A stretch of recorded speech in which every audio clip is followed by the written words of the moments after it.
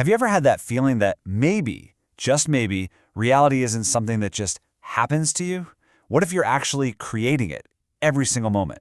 Well, today we're diving deep into one of the most mind-bending ideas from some of history's greatest spiritual teachers.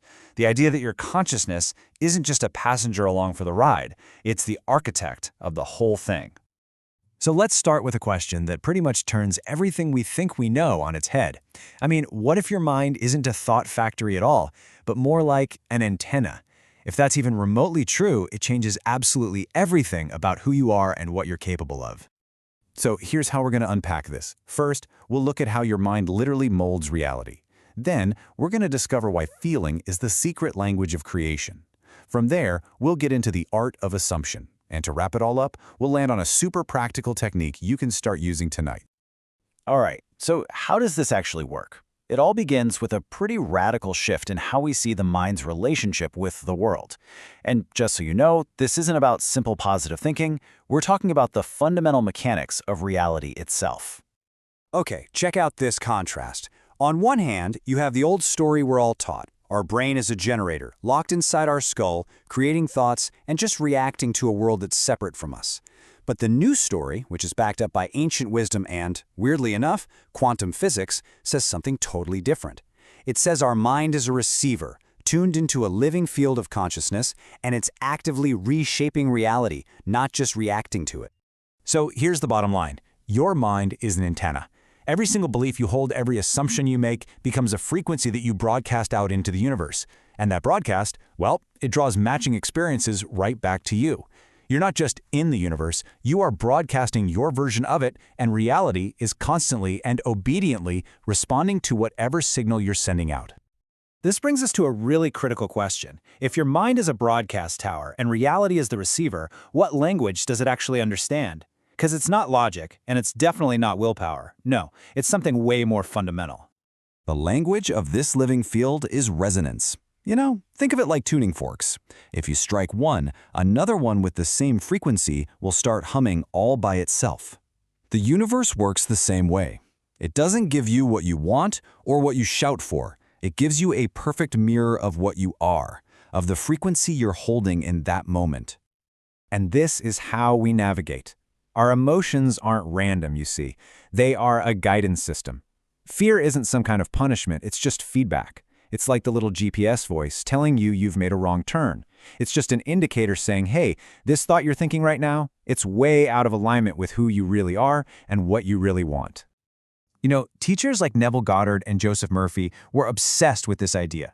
They taught that your subconscious mind, the part of you that's the real creative powerhouse, it doesn't understand words. It doesn't care about your logic. It only, and I mean only, understands one thing: feeling. Feeling is the secret sauce. It's the conviction that takes a simple thought and impresses it onto the universe, bringing it to life. Okay, so if feeling is the language, then we can stop being accidental broadcasters and start being deliberate creators. And this is where we learn to speak that language fluently, through what Neville Goddard called the art of assumption. And this, right here, is a total game changer. You don't get what you want by chasing it or begging the universe for it. You claim it. You claim it by assuming the feeling of your wish already being a fulfilled reality. You see, you don't think of the end result. You have to learn to think and feel from it, as if it's already done. This is the absolute core of it. You don't attract what you want, you attract what you are. To bring a new reality into your life, you first have to become that person on the inside. You have to embody the energy, the thoughts, and the beliefs of the person who already has what you desire. The outer world changing is just the final echo of who you've already become inside. So that brings us to the million-dollar question, doesn't it? It's one thing to get this intellectually, but how in the world do you anchor a new assumption so deeply that it overrides years, maybe decades of old programming, of doubt, and of your five senses screaming that it's not true? So how do we actually do it? Well, there's a really simple, actionable daily practice for this, taught by Joseph Murphy, that combines your mind, your feelings, and even your body into one complete circuit of belief. The beauty of this whole practice is just how simple it is. It uses water, which is a sacred symbol of consciousness in pretty much every spiritual tradition on earth, to act as a physical sacrament. It's a way to take a spiritual truth and literally, physically embody it. Here are the 4 simple steps.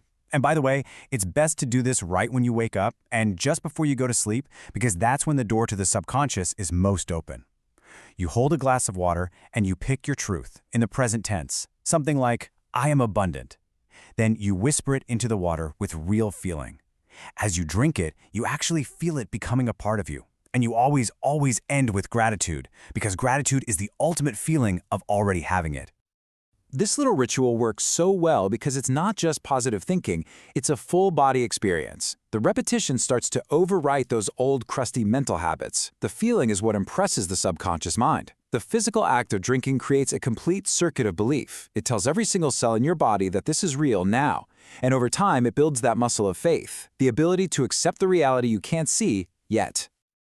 Ultimately, when you boil it all down, it comes to this. Your entire world is just a mirror, a reflection of your state of consciousness. You're not a victim of your circumstances, you are the creator of them.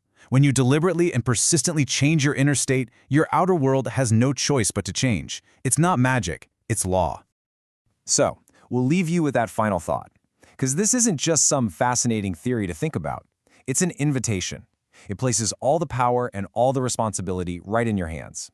You're holding the blueprints and you've got the tools. The only question left is, what are you going to build?